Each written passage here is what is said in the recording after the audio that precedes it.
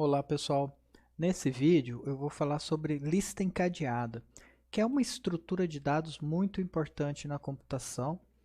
Ela é mais básica do que uma estrutura de dados no sentido que a gente viu nos vídeos anteriores, né? Do que uma pilha ou uma fila. Ela é uma coisa mais genérica do que simplesmente uma pilha ou uma fila. Uma lista encadeada, ela é uma estrutura que serve para os mesmos propósitos que um vetor serve. E hoje eu vou apresentar o conceito geral da lista encadeada e alguns algoritmos clássicos principais para manipular essa estrutura, né, assim como suas características principais. O que é uma lista encadeada? Primeiro ponto é uma lista de elementos do mesmo tipo, certo? E organizados de forma sequencial, ou seja, um depois do outro, né? Tem o primeiro elemento, o segundo elemento, tem uma ordem natural na lista encadeada. E a gente sempre pode fazer um paralelo da lista encadeada com o vetor. A lista encadeada ela tem muitas similaridades com o vetor, apesar de ter algumas diferenças essenciais também.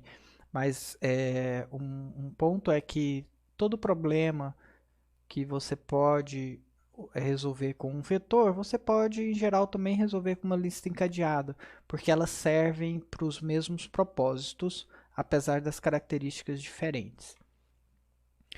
Um ponto importante da lista encadeada e que é totalmente diferente do vetor é a alocação da memória na lista encadeada. A alocação é totalmente dinâmica na lista encadeada, ou seja, a lista cresce e diminui por demanda, à medida que você precisa inserir ou remover elementos. Então, você aloca a memória para cada elemento que você precisa inserir ou remover. Você precisa inserir um elemento, você aloca a memória para aquele novo elemento. Quando você remove um elemento, você desaloca a memória para aquele elemento. Isso é totalmente diferente do vetor, né, que tem uma alocação estática inicial.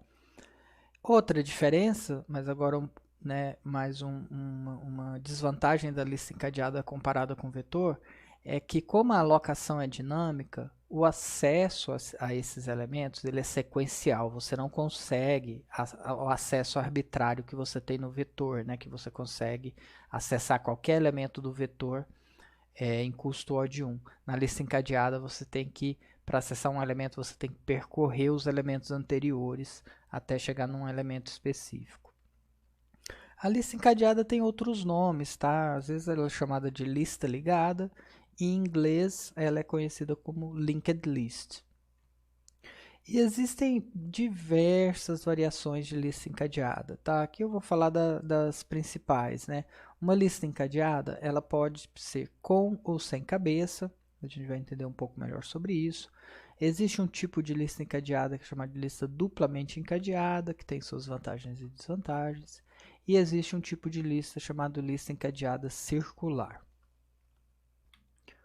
Uma maneira da gente compreender a estrutura da lista encadeada é comparar com um vetor. Então aqui eu estou mostrando um diagrama, do lado direito aqui dessa lista pontilhada, na realidade essa caixa aqui é a memória do meu computador. Tá?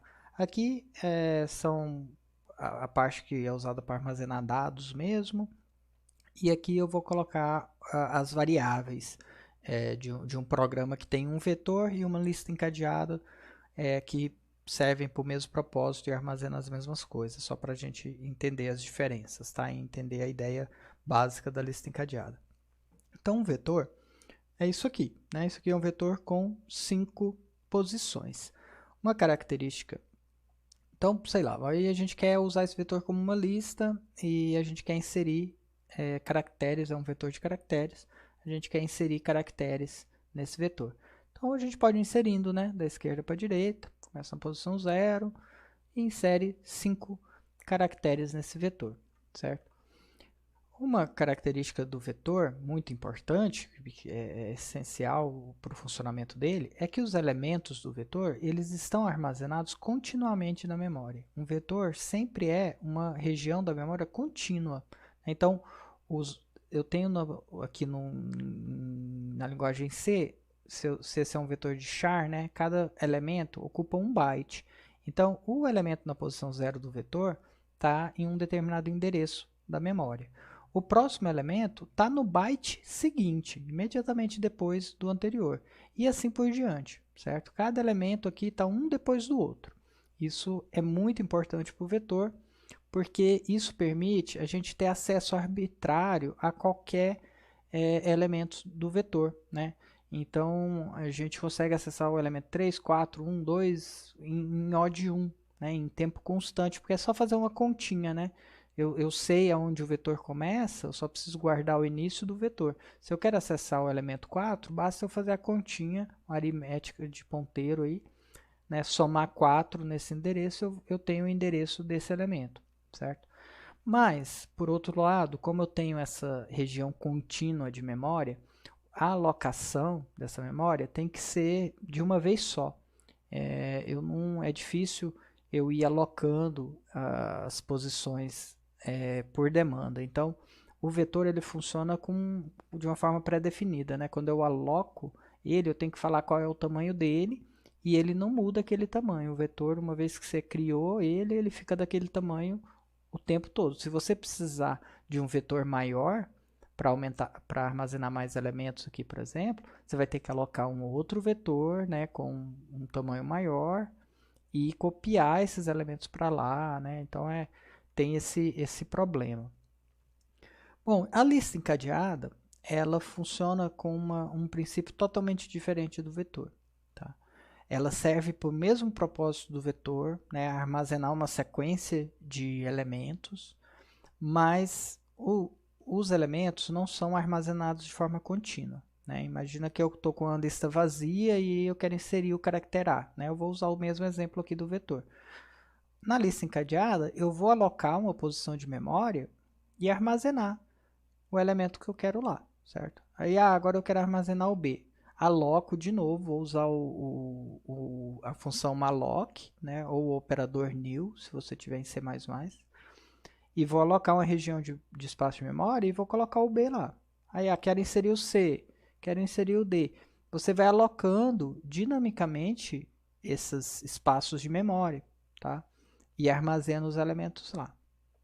Só que aí tem um problema, né? Porque quando eu faço alocação dinâmica, essas variáveis aqui não tem nome, né? Então, como que você guardaria os endereços, né, dessas variáveis? Eu precisaria de alguns ponteiros, né, para armazenar o endereço de cada elemento, certo? Só que se eu for armazenar os ponteiros para cada elemento aqui, eu teria que, por exemplo, ter um vetor de ponteiros, né, e guardar o endereço de cada elemento. E aí eu caio no mesmo problema. Se eu tiver que ter um vetor de ponteiros, eu vou ter que falar o tamanho dele, né, de forma prévia, né? Eu vou ter acesso arbitrário, mas aí eu vou perder essa ideia da lista de ser uma alocação totalmente dinâmica, em que eu aloco a memória à medida que eu preciso inserir os elementos. Então, aí que está o segredo da lista encadeada. Na realidade, cada elemento ele é armazenado junto com outra variável aqui, um outro espaço de memória. E esses dois itens, né, o elemento em si, que está armazenado na lista, e esse outro elemento que fica do lado, eles compõem um nó. Tá? Então, cada um desses caras aqui é um nó da lista. Então, eu tenho 5 nós aqui. Certo? E para que serve esse outro cara? A gente chama aí, cada autor dá um nome diferente, tá? Eu gosto de chamar de info e prox, tá? Então, info, né, o nó, ele tem dois campos. O info é onde eu armazeno o dado em si, a informação, o elemento em si daquele nó. E o prox é o quê? É um ponteiro para outro nó, certo? Então, prox é de próximo. Então, o que acontece? O primeiro elemento, que é o elemento A, ele tem um ponteiro para o próximo elemento, que é o B, né, que foi inserido depois dele. E o B vai ter um ponteiro para o próximo, que é o C. E o C vai ter um ponteiro para o próximo e o D para o próximo, certo? Por isso, agora dá para entender bem o nome de lista encadeada, né? Os elementos ficam encadeados, né? E aí, a gente tem agora todos os elementos amarrados um no outro, né? Encadeados um no outro. A, B, C, D, E, certo? Bom, e aí, quando a gente tem um vetor, imaginando que esse vetor pode ter sido alocado dinamicamente ou não, né? Como que a gente acessa esse vetor? Através de uma variável, né? Se ele foi alocado assim, estaticamente, né, vai ser realmente uma variável do tipo vetor, né, de char, né, por exemplo. Mas isso aqui também poderia ser um ponteiro para char, né, sem os colchetes. E da mesma maneira eu poderia alocar esse vetor dinamicamente, né, e isso seria um ponteiro para o primeiro elemento do vetor, certo? Independente se você declara de forma estática ou dinâmica um vetor, apesar de ter diferença na sintaxe aqui, na linguagem C, eles são, essa variável v, né, que é a referência que você consegue acessar esse vetor, funciona do mesmo jeito, tá? E ela vai ser basicamente o endereço do primeiro elemento mesmo. Tá? E aí, você pode acessar qualquer um dos elementos de forma arbitrária, porque você tem o endereço do primeiro, aí você consegue, com a aritmética de ponteiro, né, calcular onde começa qualquer elemento do vetor. Então, se você tem um vetor de 1 milhão de posições, você consegue ir diretamente na posição 500 mil, por exemplo, né, em tempo constante, porque é só você fazer a continha ali, né, pega o endereço do início do vetor e multiplica por 500 mil, soma, né, com 500 mil vezes o tamanho de cada elemento do vetor, você vai ter o endereço do elemento na posição 500 mil, certo? E a lista encadeada? Né? A gente tem um monte de nós aqui, uma quantidade arbitrária de nós. Como que a gente armazena essa lista? Né? Eu tinha falado, né, de usar um vetor de ponteiros, mas essa ideia obviamente é ruim, né? Porque eu vou ter o mesmo problema aqui do vetor de tamanho fixo. Bom, como a gente já viu que ela está encadeada, ó, o primeiro nó tem uma referência para o segundo para o terceiro e assim por diante. A única coisa que eu preciso armazenar é um ponteiro para o primeiro nó da lista, certo? E é isso que a gente armazena quando a gente cria uma lista encadeada, né? Quando a gente quer usar uma lista encadeada, a gente precisa de uma única variável, um ponteiro para nó, né? Que armazena o endereço do primeiro nó, né? E aí, a partir daqui, eu consigo acessar qualquer elemento, certo? Agora, um problema que surge aqui, para quem é observador, é como que eu sei que acabou a lista? Né? O primeiro tem um ponteiro para o segundo tem um ponteiro para o terceiro, e assim por diante. Quando que a lista acaba? Aí a gente marca, né, o último elemento da lista, o prox desse nó, vai valer null. Né, que é aquele ponteiro zero, né, aquele ponteiro que é uma região da memória que é inválida, certo? Então, isso aqui é uma lista encadeada, certo? Veja que a partir dessa variável eu consigo acessar qualquer elemento, né, do meu vetor. Se eu quiser o terceiro elemento, né, eu pego o primeiro, vou para o segundo e depois vou para o terceiro, certo? Agora, qual que é a diferença disso para isso, né? Primeiro, a alocação dinâmica da lista encadeada, né? Que é totalmente dinâmica. Eu só preciso alocar um nó quando eu quiser inserir um novo elemento. Então, se eu quiser inserir o elemento F aqui, eu vou alocar um novo nó, vou inserir ele aqui no final, por exemplo. Poderia inserir ele em qualquer lugar, mas... E faço o último nó apontar, né, para esse novo nó.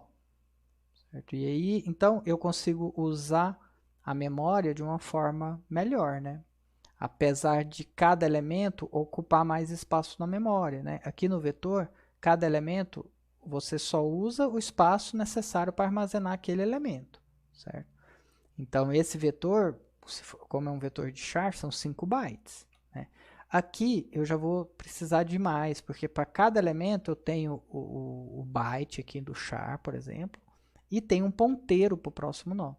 né? Que nesse caso aqui, essa estrutura precisa de muito mais bytes do que essa, porque cada ponteiro aqui são 8 bytes, né? Na linguagem C. Então aqui vão ser 44 bytes. E aqui são 5 bytes. Não, 45 bytes. E aqui são 5 bytes, né?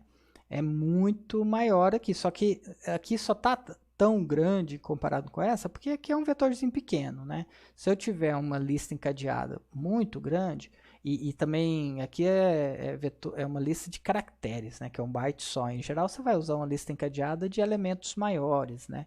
E aí, esse custo de você ter um ponteiro para cada elemento da lista começa a ficar menos pesado, né? À medida que você tem elementos maiores e listas maiores também.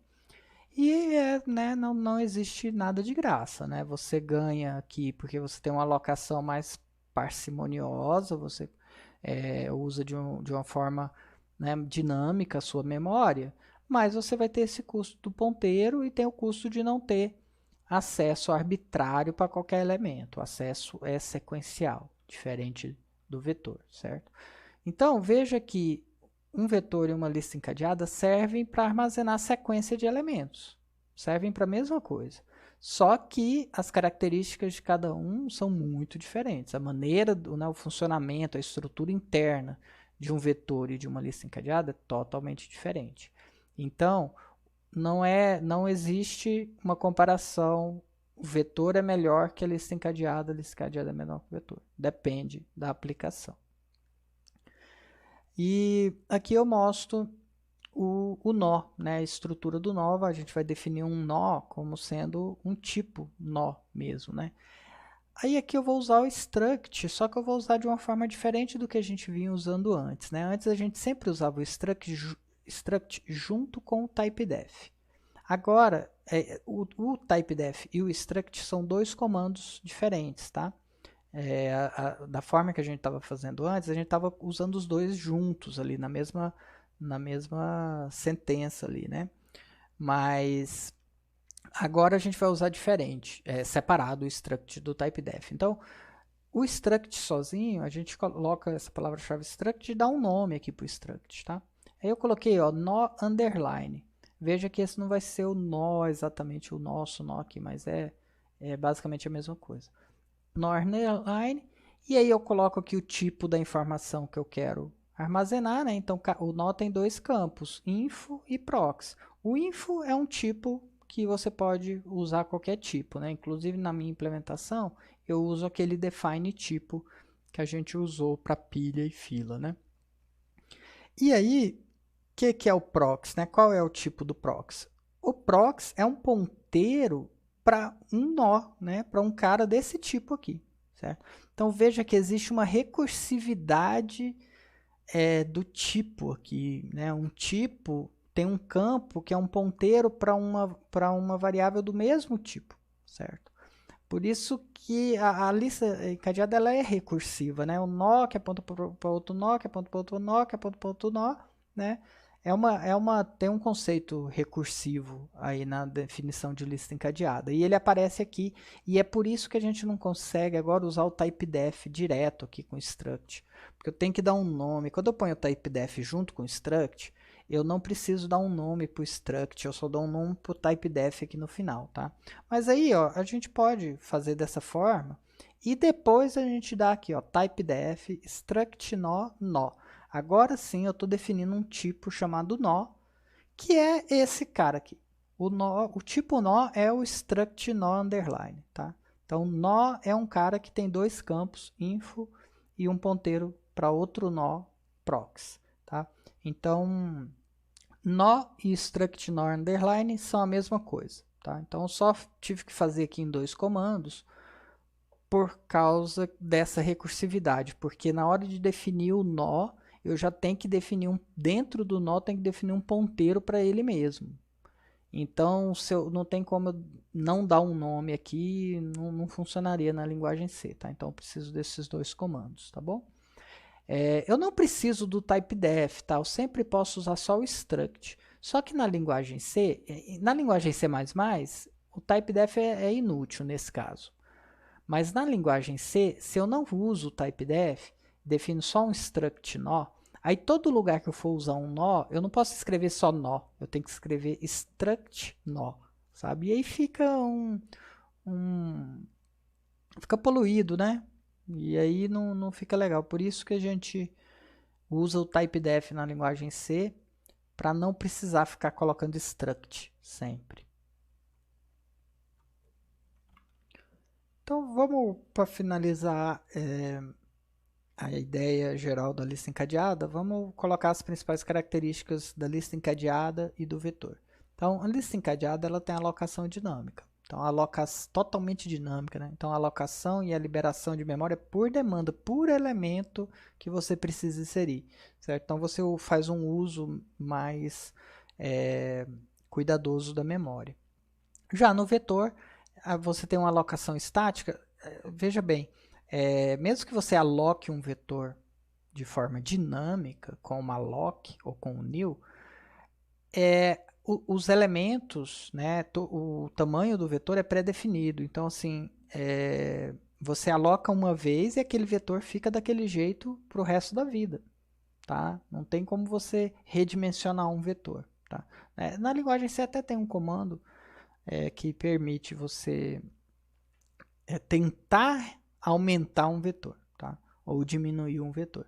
Mas esse comando nem sempre tem garantia de funcionar, porque às vezes não tem espaço mais depois do vetor.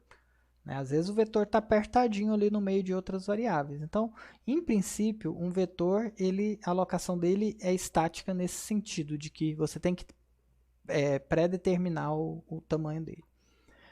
Por outro lado, o acesso aos elementos de uma lista encadeada, ele é sequencial. Não tem como você, se você tiver uma lista encadeada de 1 milhão de elementos, não tem como você pular direto para o meio da lista encadeada, em um passo. Se você tem 1 milhão de elementos na lista encadeada, para você acessar o elemento do meio da lista encadeada, você tem que dar 500 mil passos. Você tem que pegar o primeiro elemento, o primeiro nó, aí pegar o próximo daquele nó, e o próximo, e o próximo, e o próximo 500 mil vezes, até você chegar no meio da lista encadeada. Então, o acesso na lista encadeada é da ordem de n, né? No pior caso, se você precisar acessar o último elemento da lista encadeada, você precisa andar n passos, né, para acessar. Enquanto o vetor tem acesso arbitrário, né? Alguns autores chamam de acesso aleatório, né? Eu prefiro acesso arbitrário. Aleatório é aleatório, você joga o dado para saber qual elemento você quer acessar, né? Não é isso, né? Você tem acesso arbitrário. Tipo, independente do elemento que você quiser acessar, você consegue ir direto lá em O de 1, em tempo constante. Em qualquer posição, independente do tamanho do vetor, você consegue pular diretamente para aquela posição, porque basta você fazer uma continha para saber aonde na memória está aquela posição. Porque o armazenamento do vetor é contínuo, né? Então veja que essas características, elas vêm da definição dessas estruturas, né? O vetor tem alocação estática, o tamanho dele tem que ser pré-definido, e é por isso que a gente tem acesso arbitrário, né? Porque como a gente aloca tudo de uma vez, a gente aloca um atrás do outro, um continuamente, né? Um elemento depois do outro, imediatamente depois, e aí você consegue acessar qualquer posição, você sabe onde está qualquer elemento. A lista encadeada não, como ela é dinâmica, você vai alocando à medida que você precisa, você não sabe aonde esses nós vão parar na memória e você só consegue acessar esses nós através desses ponteiros de próximo, né, dos nós, certo? Então, novamente, né, essas duas estruturas são muito parecidas em termos de aplicação. Basicamente, tudo que você pode fazer com um vetor, você faz com uma lista encadeada. Agora, os custos envolvidos para cada uma dessas estruturas podem mudar radicalmente, né? Então, é só vocês pensarem naqueles algoritmos, por exemplo, de ordenação, busca binária, né? Como implementar aqueles algoritmos em lista encadeada. Alguns algoritmos de ordenação funcionam bem em lista encadeada, vão ter o mesmo desempenho que teriam em um vetor. Agora, outros algoritmos em lista encadeada simplesmente não tem como você implementar da mesma forma, né? Por exemplo, aqueles algoritmos de ordenação mais eficientes, né? Quicksort, Merge Sort, em que você tem que dividir o vetor no meio, né? Numa posição. No vetor, você consegue ir lá naquela posição e acessar, né? Na lista encadeada, isso já não tem como. Né? Então, alguns algoritmos vão ficar... Não dá para você implementar o algoritmo do jeito que ele é na lista encadeada. Né? Mas a lista encadeada tem os seus méritos, é muito usado, a gente usa a lista encadeada o tempo todo, é quase tão usado quanto o vetor, não é? O vetor é mais usado, com certeza, porque o vetor, né, ele é muito prático em algumas situações, quando você não tem problema de memória, você aloca um monte de memória de uma vez, né? Ou você sabe o tamanho da memória que você vai precisar exatamente, né? Mas a lista encadeada também é muito usada e não existe nada que para você falar assim de forma genérica que um é melhor do que o outro, tá? Isso não existe. Se alguém falar não, eu prefiro vetor, não gosto de lista encadeada, eu prefiro vetor, ou vice-versa, eu prefiro lista encadeada, não gosto de vetor. Essa pessoa não sabe o que está falando.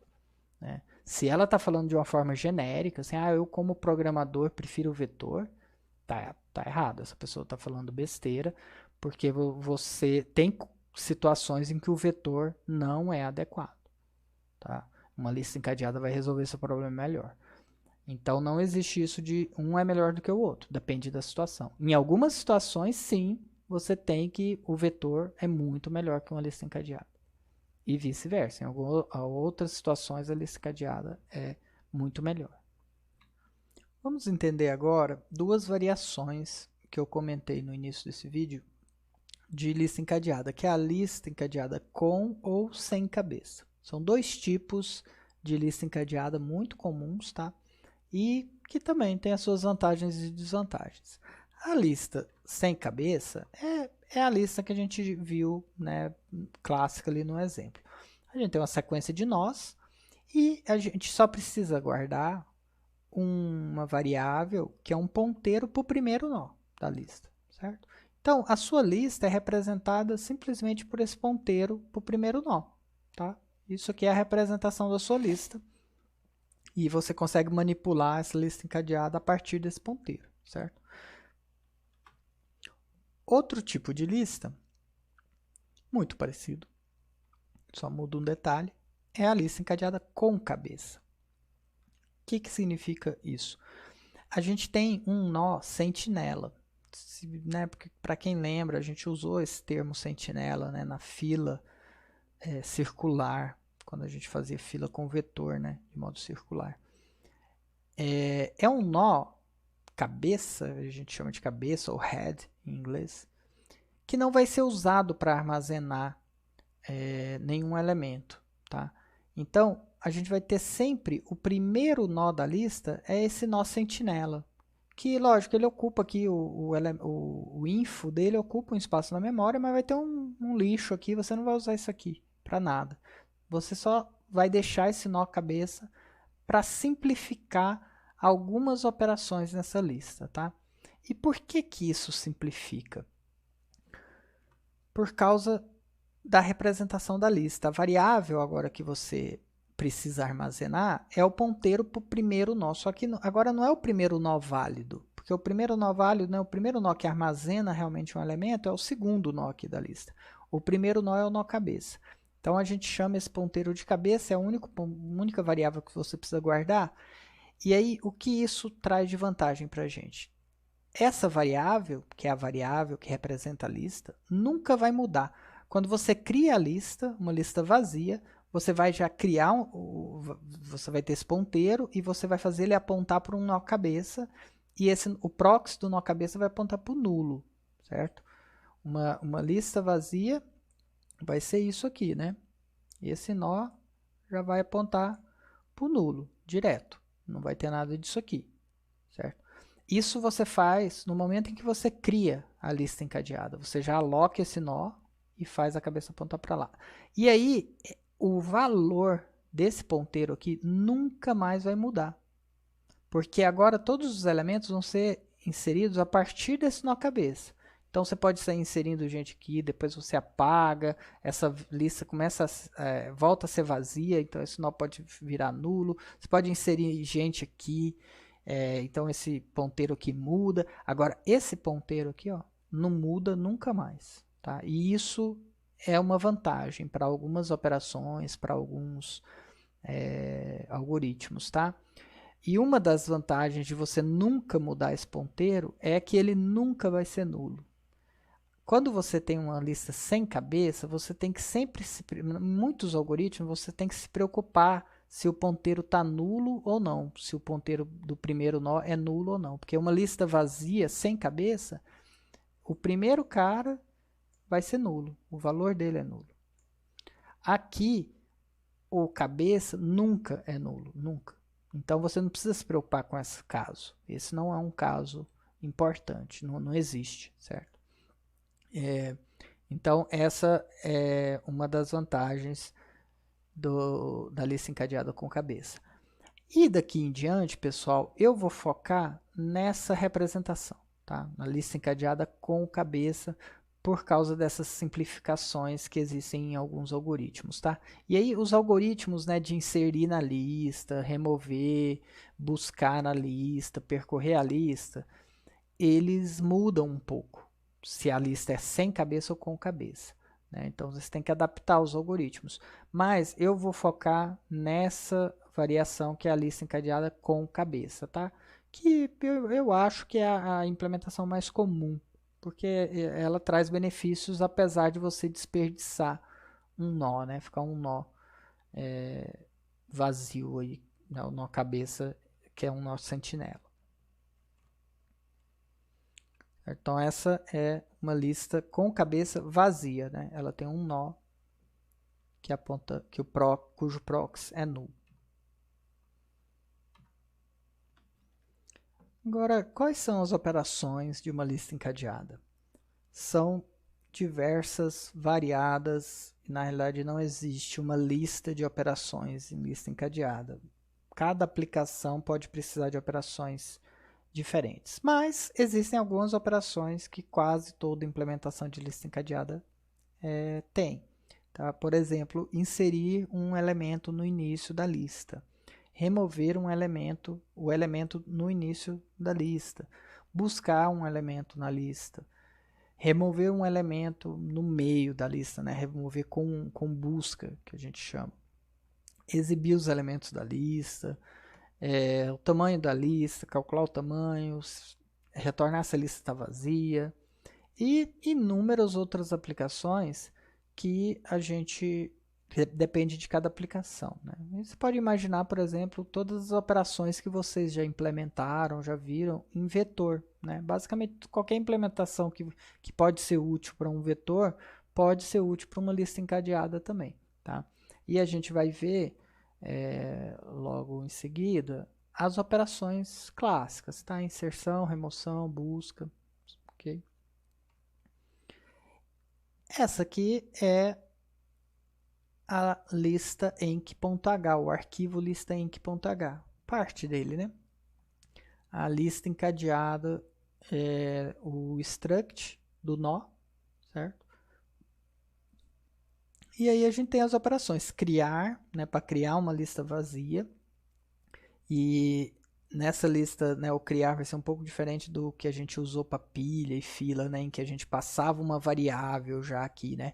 Como a alocação aqui vai ser dinâmica, inclusive do nó cabeça, essa lista em que criar vai alocar o nó cabeça e retornar um ponteiro para esse nó cabeça. Tá? E aí você armazena isso numa variável cabeça, por exemplo, né? Um ponteiro cabeça, como isso aqui. E depois as outras operações, sempre você vai ter como primeiro atributo da função o ponteiro para o nó cabeça. Tá? Eu vou prefixar minhas operações com lista enc, tá? Então, lista enc, underline, inserir, remover, destruir. Essa aqui, inserir, em que eu passo o nó cabeça e o tipo e o valor que eu quero inserir, a inserção, vai ser a inserção no início da lista, tá? Eu vou inserir esse valor aqui no início da lista, antes de todos os outros, tá? Então, essa lista aqui, por exemplo, se eu tivesse inserido esses caras usando essa operação de inserir no início, eu não te, a ordem da inserção não foi A, B, C. Foi C no início, depois o B no início, antes do C, e depois o A no início, né, antes do B, tá? E essa operação remover, em que eu passo só a lista, só o ponteiro para a cabeça, também vai ser remover o primeiro cara da lista, né? E tem uma operação importante na lista, né? Porque todos esses nós aqui são alocados de forma dinâmica. Então, uma vez que você não quiser mais usar uma lista, que você vai descartar essa lista, você tem que dar um free ou um delete em todos os nós da lista, certo? Então, essa operação destruir é uma operação importante, tá? E, como eu falei, podem ter outras operações aqui, tá? Vejam que eu usei aquele define tipo também, tá? Vou usar um define tipo para ficar fácil da gente criar listas de outros tipos, tá? Então, o tipo vai ser definido por esse define. É isso então, pessoal. Muito obrigado. Nos próximos vídeos eu vou falar sobre as operações, como implementar algumas operações clássicas numa lista encadeada.